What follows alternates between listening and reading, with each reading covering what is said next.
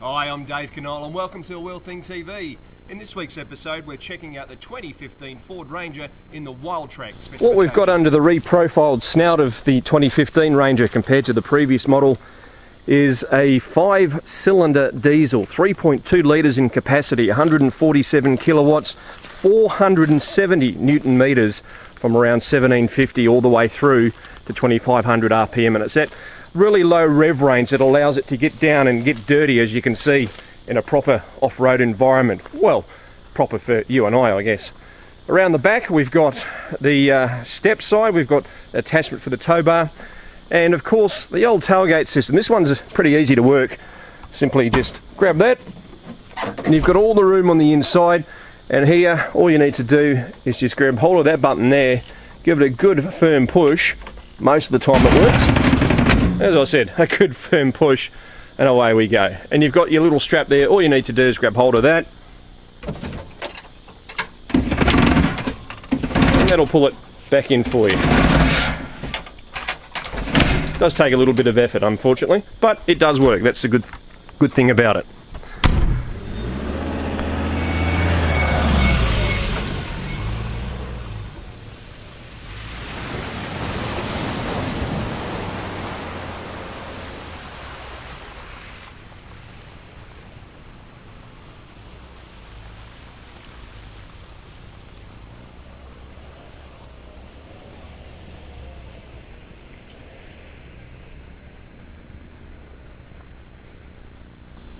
Rear legroom in the Ranger, even though it's a long car, it's a long wheelbase, well, given that the seats are comfortable enough, there's not really a lot of legroom. You wouldn't want to be a terribly big person to fit in there.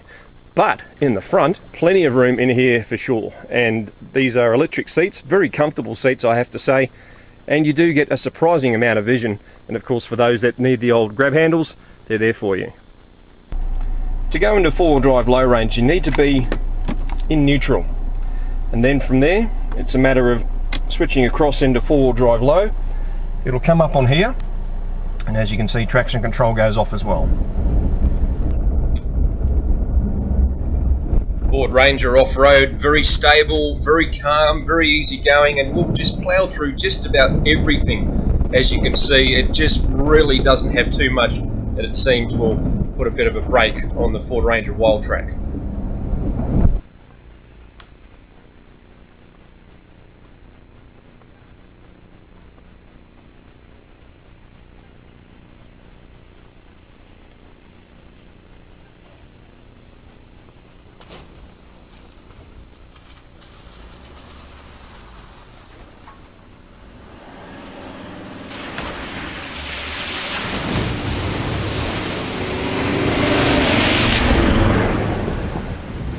Ranger Wildtrak's been fitted with a mechanical speedo dial, but two LCD screens left and right of the other dial, as you can see. And on the right hand side, that's you've got your choices of what the screen actually shows. So in this case we can go through temperature, through to drive, the revs, the speedo, all that kind of things. And as you can see, it's got a pretty decent range on it. It's probably been averaging around 8 litres a 100 of diesel in this case.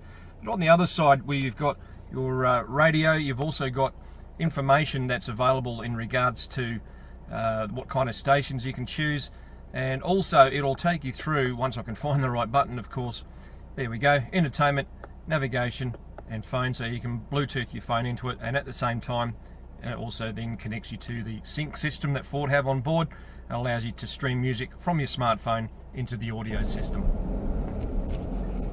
This particular piece of terrain, very tough little truck, the Ranger, and it crawled up this very easily. It was in four-wheel drive low range, and as you can see, it's a little bit of a jiggle to get up this one. It's about a 30-degree slope with plenty of rocks and a little bit of gravel.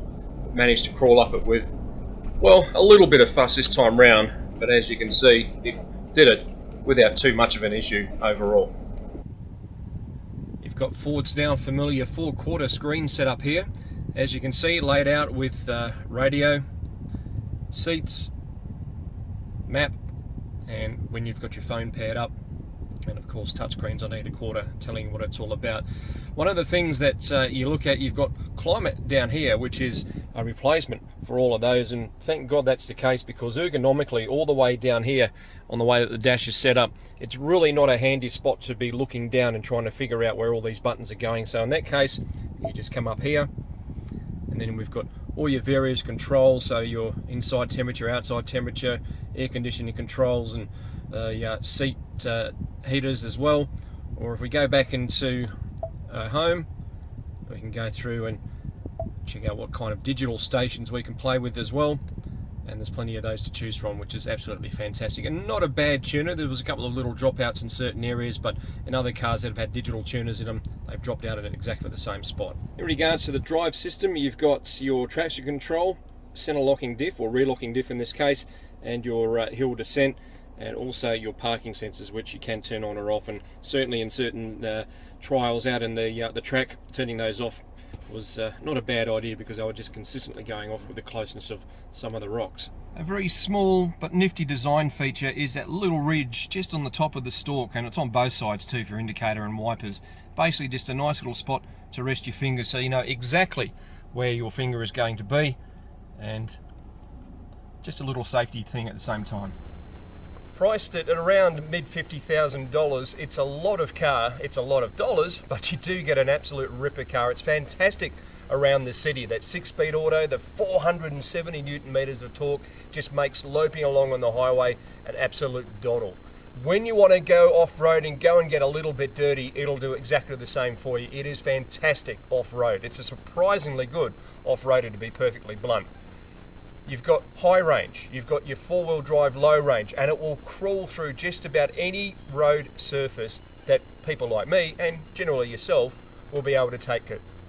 It's not as good maybe as, say, a dedicated mud mauling Range Rover or something like that, but I'll tell you what, it's pretty bloody close to it. It's worth it. I loved it. I'd have one. For A Wheel Thing TV, I'm Dave Canole.